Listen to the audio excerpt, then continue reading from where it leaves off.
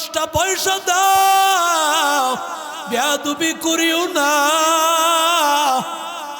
আল্লাহর বান্দা বলে, জিন্দেগিতে কত মানুষকে দেখলাম, কতভাবে আল্লাহ তাআলার কাছে বান্দা ভিক্ষার শব্দ শুনেছি, আল্লাহর হস্তে 2টা পয়সা দাও, আল্লাহ তোরে জান্নাত দিবে, 2টা পয়সা দাও। এমন কোন শব্দ শুনি নাই, 10টা পয়সা দাও, বেয়াদবি করিও না। এরে আল্লাহর বান্দা যুবক, আল্লাহর বান্দা একদিন চিন্তা করলো, আমি যে করে হোক এই খবরটা আমার নেওয়া লাগবে, পিছনে ঘটনা কি, রহস্য কি। আল্লাহর বান্দা এই চিন্তা করিয়া আল্লাহর বান্দা তার বাড়িতে চলে গেল। বাড়িতে যাওয়ার পর ডাক দিয়া বলে, রে ভাই, তুমি কেন এই কথা বলো? আল্লাহ, তুমি 10টা পয়সা দাও, বেয়াদবি করিও না। কারণটা কি বলো? যদি না বলো তোমারে ভিক্ষা করতে আমি দেব না। যতক্ষণ না বলবা ততক্ষণ যাব না। আল্লাহর বান্দা কয়, তুমি না দিলে কি হবে? কারণ রিজিকের মালিক তো কে? ওয়ামা মিন দাব্বাতিন ফিল আরদি ইল্লা আলাল্লাহি রিজকুহা।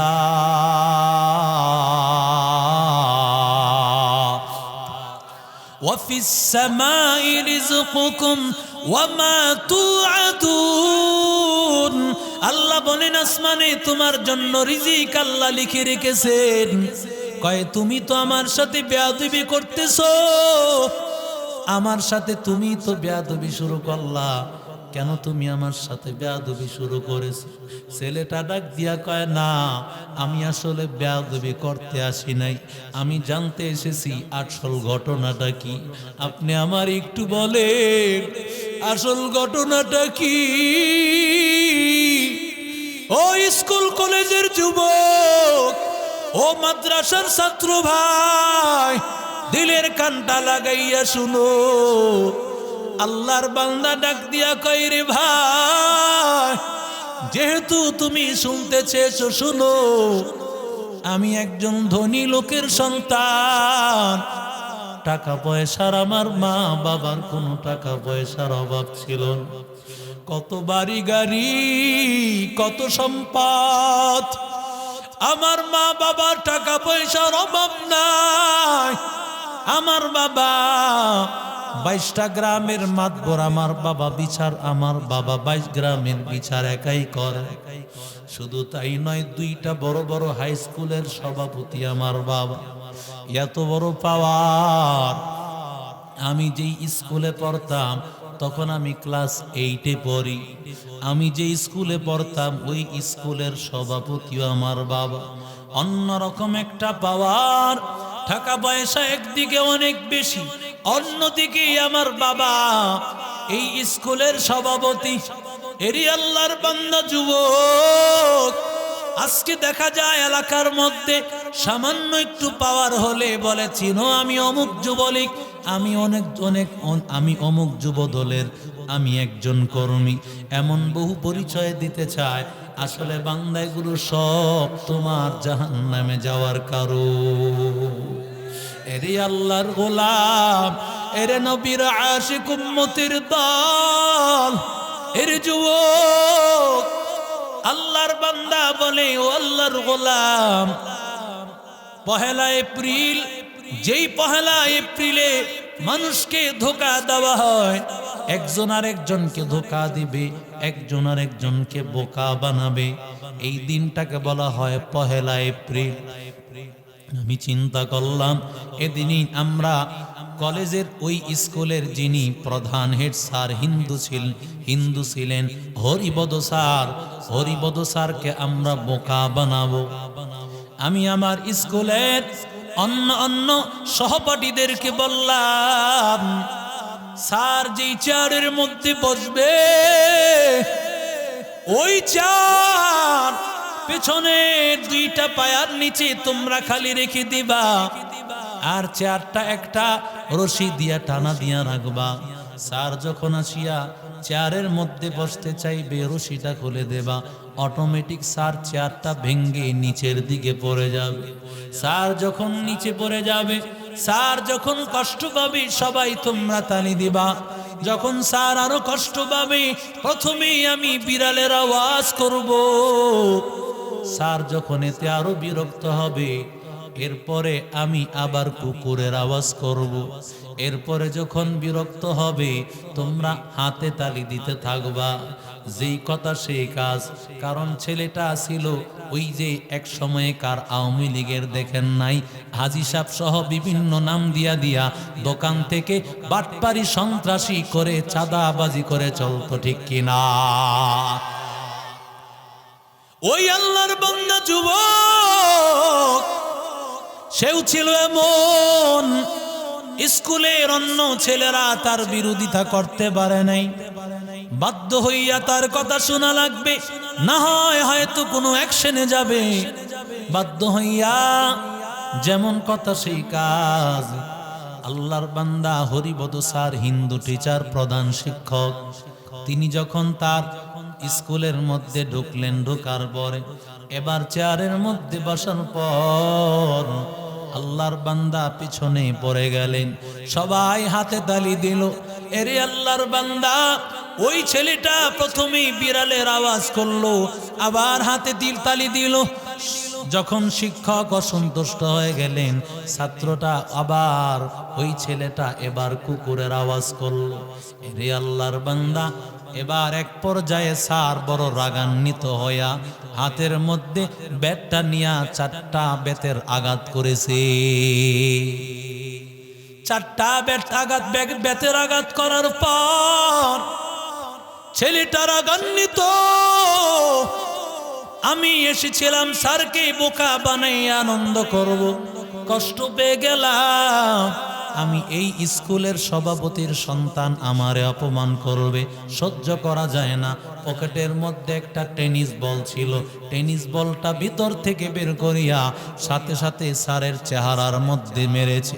হরিবদ স্যার সাথে সাথে জমিনের মধ্যে পড়ে গেল, চেহারাটা রক্তে রঙ্গিন।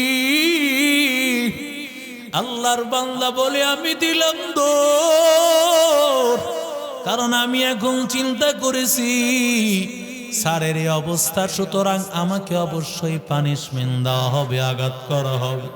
সাথে সাথে আমি এমন ভাবে দৌড় দিলাম, ডানে বামে আমি কোথাও তাকাইলাম না।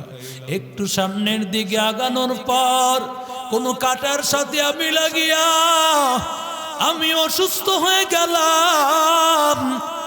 আমাকেও ধরাধরি করে হসপিটালে ভর্তি করলো, পাশাপাশি সিট হরিবদ স্যারকেও সেখানে ভর্তি করা হলো। এক পর্যায়ে ওই স্কুলের সমস্ত টিচারেরা হাজির। টিচারেরা ডাক দিয়া বলে, ও হরিবদ স্যার, প্রয়োজনে আমরা সবাই চাকরি ছেড়ে দেব, আমরা আপনার সাথে সবাই চাকরি ছেড়ে দিব, একটা বিচার আপনি নিজের হাতেই ছেলেটার করবে। এবার স্যারটা ডাক দিয়া কয়, না, এই স্কুলের মধ্যে আমি একমাত্র হিন্দু, আর তোমরা সবাই মুসলমান, ছেলেটাও মুসলমান, ছেলেটার বাবাও মুসলমান। আমি যদি কোনো অ্যাকশনে যাই, আমার চাকরিটা চলে যাবে, আমার ছেলে মেয়েগুলো না খেয়ে মারা যাবে, আমি কষ্ট পাবো, তোমাদের কিছুই হবে না।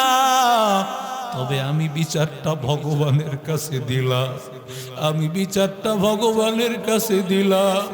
এরে আল্লাহর বান্দা যুবক, আল্লাহর বান্দা ছেলেটা ডাক দিয়া বলে, আমার স্যার যখন বিচারটা দিয়েছে, এই বিচারটা দেওয়ার পরে কিছুদিন পরে আমি দেখলাম হঠাৎ করে আমি জ্বর হয়ে অসুস্থ হয়ে আমি পড়ে গেলাম। এমন অসুস্থ হয়ে গেছি, অসুস্থ হওয়ার পর আমার হাত এমন ভাবে কাঁপতেছে, আমার হাতগুলো অবশ হয়ে যাচ্ছে। আমার বাবাই হসপিটালে ভর্তি করলো, সব কিছু পরীক্ষা করার পর পরীক্ষার রিপোর্ট আসলো এই হাতের মধ্যে যত রক্ত আছে সব রক্তগুলো নষ্ট হয়ে গেছে। যদি হাতটা কাটা না হয় তাহলে সমস্ত শরীরে পচন ধরে যাবে। আমার বাবা, ডাক্তারেরা বলল বংশই দিয়া দেন, আপনার সন্তানকে যদি বাঁচাইতে চান হাত দুইটা কেটে দেওয়া লাগবে। আমার বাবা চোখের পানি ফালায়া বাবাই বংশয়ে দিলু আমার জন্য যাতে দুইটা হাত কেটে দেওয়া হয়। এরে আল্লাহর বান্দা, এইভাবে মাত্র কয়েকদিন যেতে না যেতেই আমার পা গুলো ঝিনঝিন ধরা শুরু করলো। পা দুইটা কেমন জানি লাগে, আমি সহ্য করতে পারি না, এমন খারাপ লাগে। এক পর্যায়ে বাবা আমাকে আবার হসপিটালে নিয়ে পরীক্ষা নিরীক্ষা করলো। ডাক্তাররা বলে এই পায়ের পা দুইটার মধ্যে যত রক্ত আছে সব রক্ত নষ্ট হয়ে গেছে। এবার আমার বাবাকে ডাক দিয়া বলে, যদি সন্তানকে বাঁচাইতে চাও তাহলে এই সন্তানের পা কেটে দেওয়া লাগবে, না হয় সন্তানকে বাঁচাইতে পারবি না। আমার বাবা ডাক দিয়া কয়, যেই সন্তানের হাত নাই পা নাই এটা আবার কেমন সন্তান আমার রইল? এমন সন্তান থাকিয়াও তো না থাকা। এরি আল্লাহর গোলাম, এরি আল্লাহর বান্দা যুবক, ও স্কুল কলেজের ছাত্র ভাই, ও মাদ্রাসার ছাত্র ভাই, এরে আল্লাহর বান্দা, আমাকে যখন হসপিটালের মধ্যে নিয়েছে আমি নাকি কিছুক্ষণ পরে পরে আমি বলতেছিলাম, ও হরিবদ স্যার আমার মাফ করে দেন, ও হরিবদ স্যার আমারে মাফ করে দেন। আমি নাকি কিছুক্ষণ পরে পরে দেখতেছিলাম অন্য ডাক্তারেরা ডাক দিয়া কয়, কোথায় তুমি দেখতে পাও? এরে আল্লাহর বান্দা, যদি স্যার ওই সময় আমারে 10টা বেতের আঘাত দিত তাহলে আমার হাত কাটা যাইতো না, পা কাটা যাইতো না। এই জন্য আমি বলি 10টা পয়সা দাও, বেয়াদবি করিও না। ওরে নূরজামে মসজিদ এলাকার যুবক, ও দেওবন্দ এলাকার ভাই, আজকে থেকে ওয়াদা কর, রাগকে কন্ট্রোল করবি, গুসাকে কন্ট্রোল করবি, মা বাবার সাথে বেয়াদবি করবি না, তুই ধ্বংস হয়ে যাবি। কৌনৈন কা মুখতার খুদা তুমকো বানায়া, कौनैन का मुख्तार खुदा तुमको बनाया, उम्मत का निगाहबान खुदा तुमको बनाया, उम्मत का निगाहबान खुदा तुमको बनाया। मैं दूर हो मजबूर हो ऐ सय्यद आलम, मैं दूर हो मजबूर हो ऐ सय्यद आलम, दीदार दिखा दे नहीं आवाज सुना दो, दीदार दिखा दे नहीं आवाज सुना दो। मैं सूरत यूसुफ को नहीं चाहने वाला, मैं सूरत यूसुफ को नहीं चाहने वाला, मैं कैस की मानंद नहीं आशिक लैला, मैं कैस की मानंद नहीं आशिक लैला। मैं आशिक मौला हूँ मेरा इश्क दवाना, मैं आशिक मौला हूँ मेरा इश्क दवाना। ये जुमला जहाँ जिसकी तजल्ली सी उजाला, ई जुमला जहां जिसकी तजल्ली से उजाला। সকলে পড়ি আলহামদুলিল্লাহ। দারুল উলুম মারকাজুল কোরআন মাদ্রাসা ও নূর জামে মসজিদের এলাকাবাসীর উদ্যোগে আয়োজিত তৃতীয় বার্ষিক ওয়াজ ও দোয়ার মাহফিলের সম্মানিত সভাপতি, প্রধান অতিথি, বিশেষ অতিথিবৃন্দ, মুআজ্জাজ উলামায়ে কেরাম, মুরব্বিয়ান ইজম, যুবক ভাইরা, স্নেহের মাসুম বাচ্চারা, পর্দার অন্তরালের মা ও বোনেরা, আল্লাহ তাআলার দরবারে অসংখ্য গণিত শুকর যে আল্লাহ আমাদেরকে আজ পর্যন্ত হায়াতে রেখেছেন, সুস্থ রেখেছেন, দিল ও দিমাগ ভালো রেখেছেন। আল্লাহ মোহাব্বত করে ভালোবেসে জান্নাতের বাগান, জান্নাতের টুকরা, পৃথিবীতে কোরআনের আলোচনা, আল্লাহ তাআলার কথাগুলো যেখানে বলা হয়, যেখানে আল্লাহর জিকির করা হয়, পৃথিবীর সবচেয়ে শ্রেষ্ঠ মজলিস এটা, ঠিক না বেঠিক? আল্লাহ তাআলা আমাদেরকে বড় মহব্বত করে, মায়া করে পৃথিবীর শ্রেষ্ঠ জায়গায় বসাইছেন, সুতরাং আমরাও শ্রেষ্ঠ মানুষ, ঠিক না বেঠিক? দামি জায়গায় তো দামি মানুষেরাই বসে।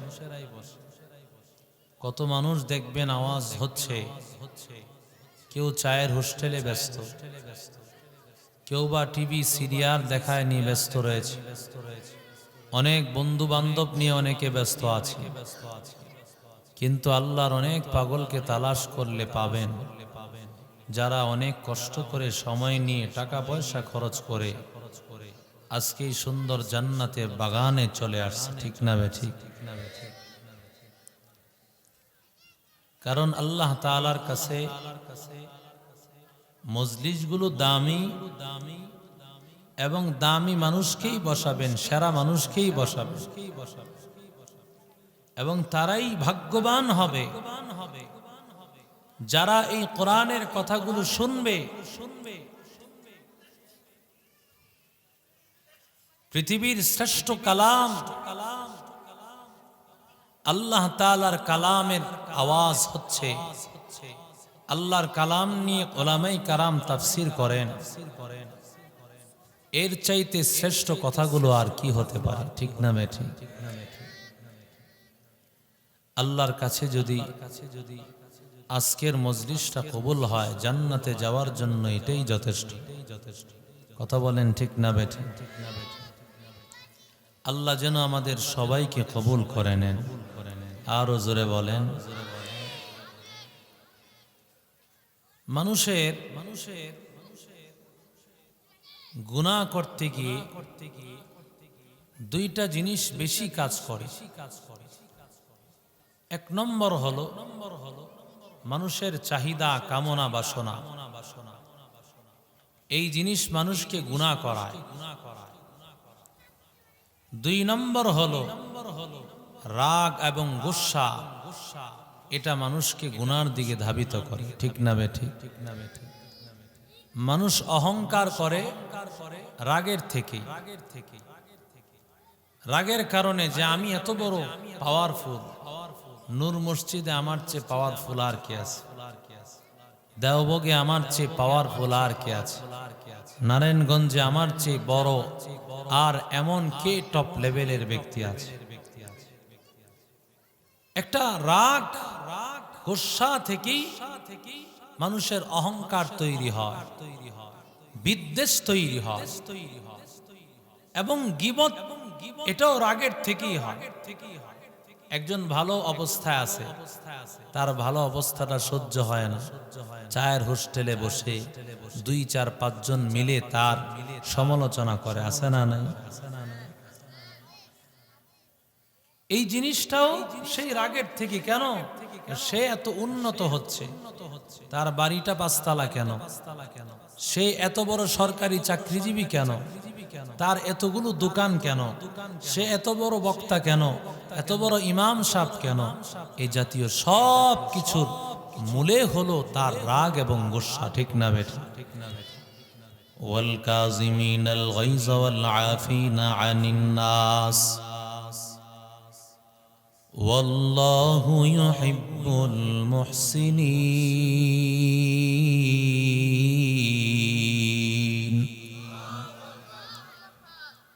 আল্লাহ বলেন যারা রাগকে কন্ট্রোল করবে ওয়াল কাযিমিনাল গায়জ গোসাকে কন্ট্রোল করবে 2 নম্বর ওয়াল আফিনা আনিন নাস এবং মানুষকে ক্ষমা করে দিবে ক্ষমার গুণ তার মধ্যে থাকবে অন্যায় করেছে ক্ষমা করে দেওয়া এটা আমার আল্লাহর আখলাক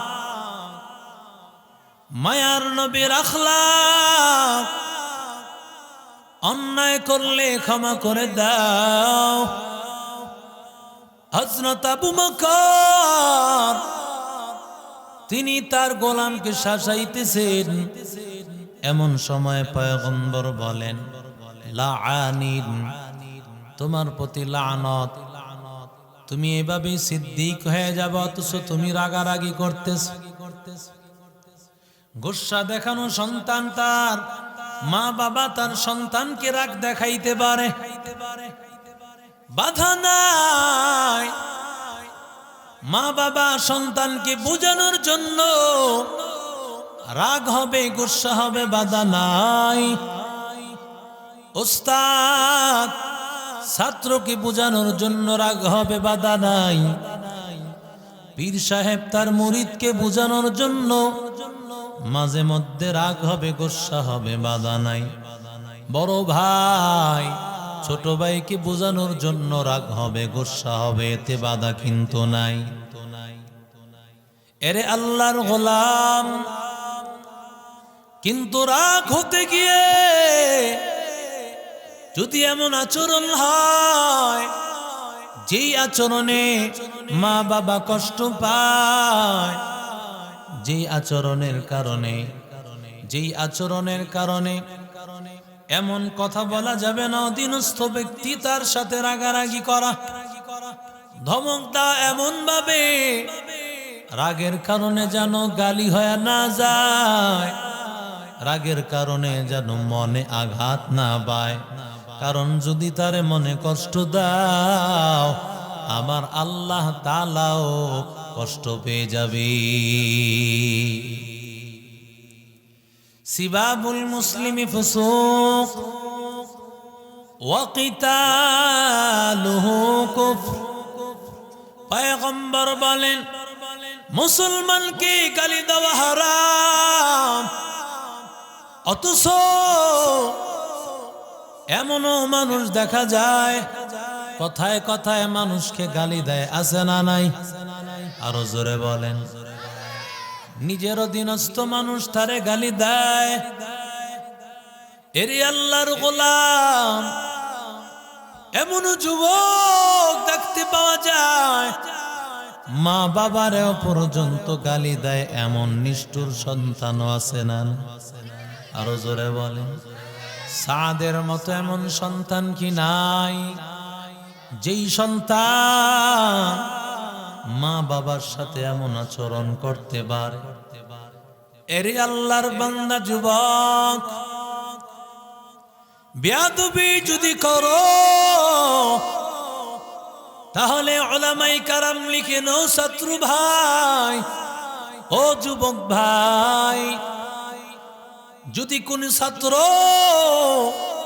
যদি কোন যুবক বেয়াদবি করে তার 4টা বড় ধরনের ক্ষতি হয়ে যাবে হয়তো 4টার 4টাই হবে অথবা 4টার যে কোনো একটা অবশ্যই তার হবে 1 নম্বর বান্দা যদি তুমি বেয়াদবি করো তাহলে তুমি যা পড়বা সব কিছু ভুলে যাইবা সব কিছু তুমি ভুলে যাইবা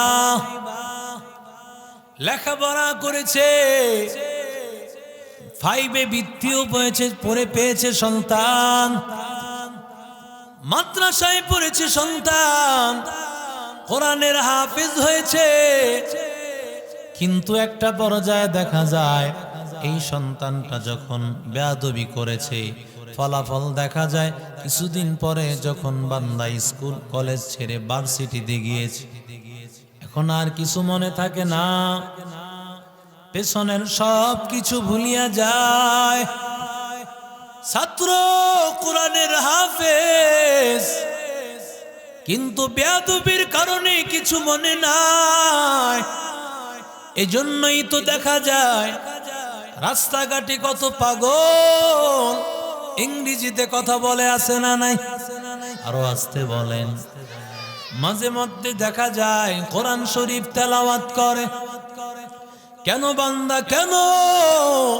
একমাত্র কারণ হলো সে হয়তো মা বাবার সাথে বেয়াদবি, না হয় ওস্তাদের সাথে, না হয় মুরব্বীদের সাথে বেয়াদবি করেছে।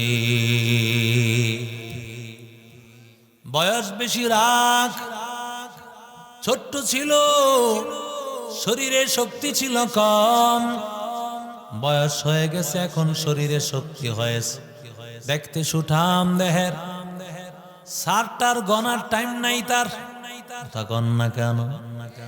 বড় ভাই গনার টাইম নাই তার। এরি আল্লাহর বান্দা, এর যুবক, মাল্লাম ইয়ারহাম সগীরানা ওয়ালাম ইয়াকির কাবীরানা ফালাইসা মিন্না। পয়গম্বর বলেন, কেউ যদি ছোটকে দয়া না করে, বড়র প্রতি সম্মান না জানায়, রহমাতুল লিল আলামিন বলেন ওই লোকটা কোনোদিন আমার উম্মতের অন্তর্ভুক্ত হবে না। ছোটকে দয়া করা লাগবে, স্নেহ করা লাগবে। বড়কে দেখলে ভালোবাসো, সালাম দাও, দেখলেই সালাম দাও, তারিফ আউলাম তারিফ। পয়গম্বর বলেন সালাম দাও, কারণ যদি বাবা তুমি বড়দেরকে সম্মান করো, দারুল উলুম মারকাজুল কোরআন মাদ্রাসায় তুমি পড়ো, চলাফেরার পথে যদি মানুষকে সালাম দাও, মানুষেরা বলবে ছেলেটা কোন মাদ্রাসায় পড়ে, কথা বলেন না কেন? হাই মাদ্রাসার ছেলেদের আখলাক ভালো, ওরা সব বড়দেরকে সম্মান করে সালাম দেয়। মা বাবা বলবে আমার সন্তান, সন্তানকে মাদ্রাসায় দিয়েছি, এই সন্তান আদবওয়ালা সন্তান, আমার এই সন্তানটা আদবওয়ালা হয়েছে। এরে আল্লাহর বান্দা, যদি তুমি রাগ দেখাইয়া অসম্মানী করো, কাউকে বেয়াদবি করো, এক নম্বর বিপদ। পড়ালেখা করবা ঠিক বাবা, তোমার পড়ালেখা মনে থাকবে না, সব পড়ালেখা ভুলে যাবি। দুই নম্বর, তোমার রিজিকের অভাব, রিজিকের মধ্যে অভাব, হয়তো তুমি পড়ালেখা তোমার হবে না, পড়ালেখাও যদি হয় তুমি ভার্সিটি পড়েছ, কিন্তু তোমার চাকরি হবে না, আছে না নাই? দেখবেন জায়গায় জায়গায় ঘুরে কোনো চাকরি নাই। কেন বান্দা? তাকাইয়া দেখো, পেছনে কোনো বড় মুরব্বী, কোনো আল্লাহওয়ালা বদদুয়ার কারণে, বেয়াদবির কারণে তার এই অবস্থা। हकीकत से तू दुनिया बेखबर है, दुनिया की नुमाइश पर नजर है। नमी गोयम कि अज दुनिया जुदा बाश, बहर करे के बाशी बा खुदा बाश। चिस्ते दुनिया از خدا غافل بودن، نہیں قماشق نقره فر زندزا। এরে আল্লাহর গোলাম, ও দেওবুলাকার যুবক, ও নূর মসজিদের ভাই, ও আল্লাহর বান্দা, আল্লাহর বান্দার যদি চাকরি হয় বেতন পাবে না। চাকরি হলো বান্দা বেতন পাবে না। দেখেন না বেতনের জন্য আন্দোলন আছে না নাই? আরো জোরে বলেন। 2, 4, 5 মাস 10 মাস বেতন আটকায় দিয়েছে। এরে আল্লাহর বান্দা, যদিও বেতন পাও কিন্তু বান্দা দেখবা তুমি সেই টাকা খেতে পারবা না। ডাক্তার নিষেধ করে দিয়েছে, মিষ্টি খাওয়া যাবে না, ডিম খাওয়া যাবে না, সাদা অংশ শুধু খাইবা, কুসুমের অংশটা খাওয়া যাবে না, বোয়াল মাছ খাওয়া যাবে না, ইলিশ মাছ খাওয়া যাবে না, গরুর গোশত খাওয়া যাবে না। এইভাবে তাকায় দেখতেছি শুধুমাত্র সাগু দানা ছাড়া আর কোনো খাবার না। মুসলমানি বুয়াদ গর্দন নেহাদান আইনানে খুদ বদসতে খাজাদান গর্ব সুরত আদমি ইনসাবুদে আহমদো বো জাহলো হামিক সাবুদে আদমিরা আদমিয়ত লাজিমাস উদেরাগর মুনবাশদ হয় জামা। লক্ষ কোটি কোটি টাকার মালিক কিন্তু খাবার খেতে পারে না, আছে না নাই? আরো জোরে বলেন। ডাক্তার সব খাবার বন্ধ করে দিয়েছে, কিছুই খাওয়া যাবে না, তো কি খেয়ে বাঁচবো? আল্লাহ বলে তোর রিজিক আমি আল্লাহ উঠায় নিছি। কথা বলেন ঠিক না বেঠিক? রিজিক আল্লাহ উঠায় নিবেন রে ভাই। 3 নম্বর, বেয়াদবি যদি করো যুবক, ও স্কুল কলেজ মাদ্রাসা পড়ুয়া ভাই, তাহলে আল্লাহ তোমার হায়াত কমায়া দিবে।